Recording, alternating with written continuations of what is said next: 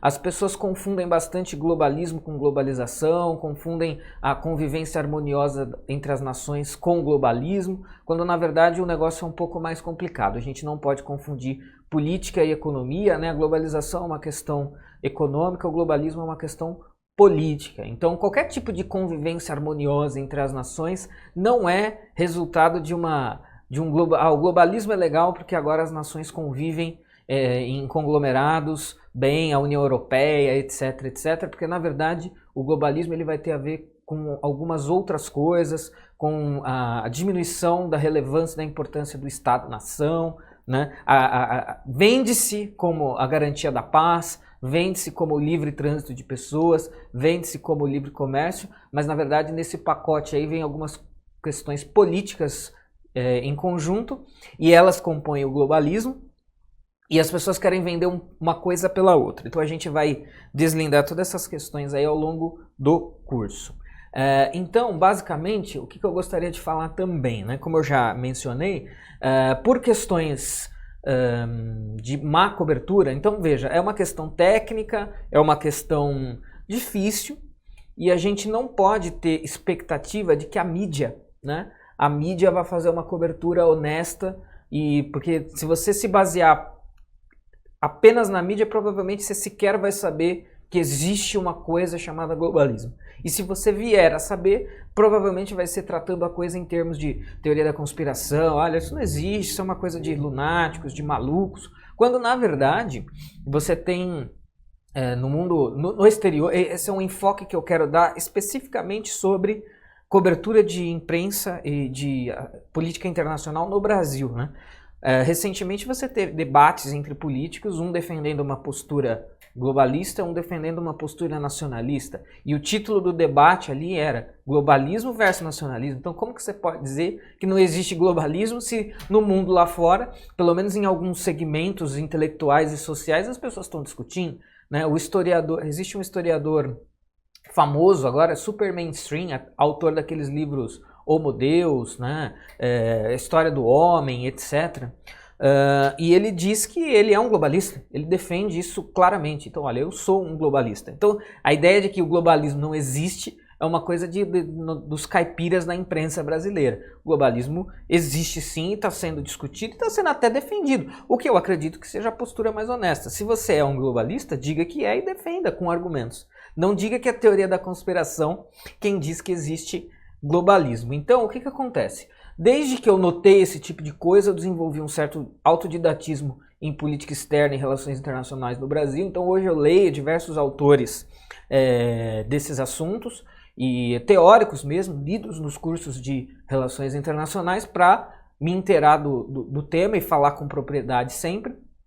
Porque se a gente for esperar uma cobertura minimamente honesta da imprensa, né, que a mídia cumpra seu papel de intermediar, né, mídia é isso, é intermediar, é fazer o meio termo entre as coisas, a gente acaba, como isso não acontece, a gente fica totalmente vendido em relação a isso daí. O que acaba acontecendo, né?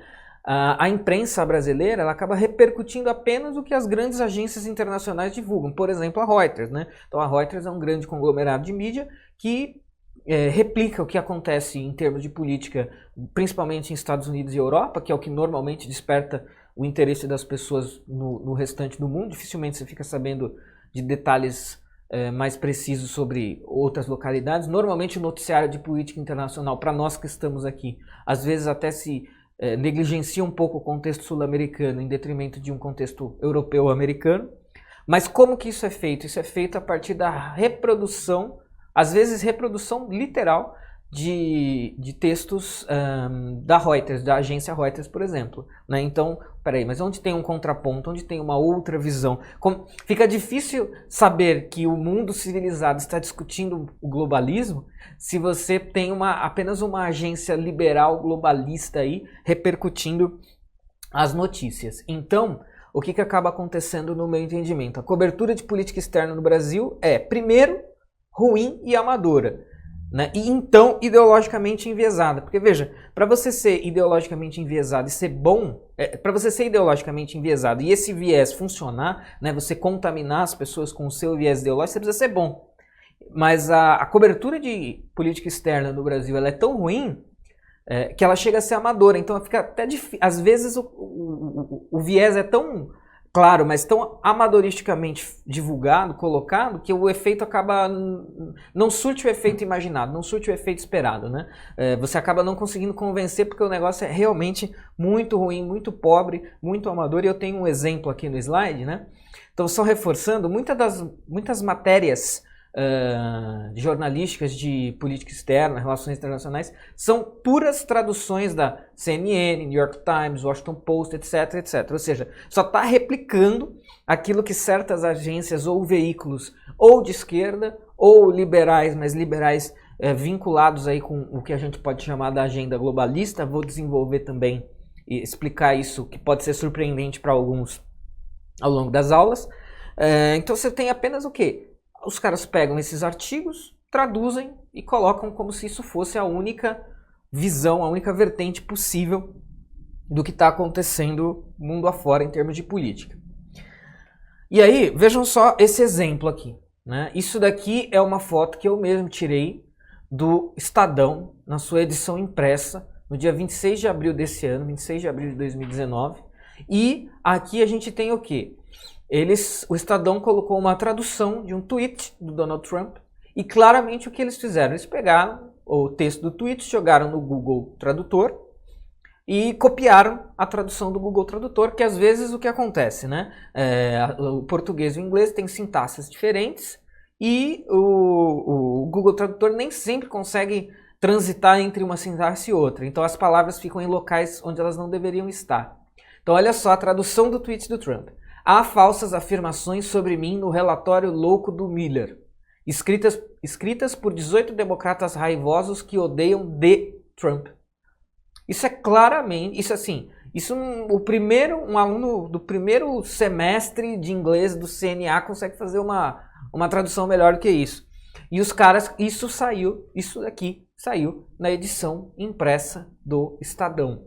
Então esses são os caras que, ou seja, para o cara conseguir dar um enviesamento ideológico, ele ainda precisa ser minimamente bom. E isso está abaixo do minimamente bom. Isso é amador, isso é horrível, isso é ruim. Isso não foi revisado. O jornalista que fez essa tradução, ele não revisou o seu texto. Os editores, e por todo mundo que esse texto passou, eu acredito que ele tenha passado por algumas pessoas, ninguém viu que aquilo ali estava mal traduzido, que aquilo ali não fazia sentido.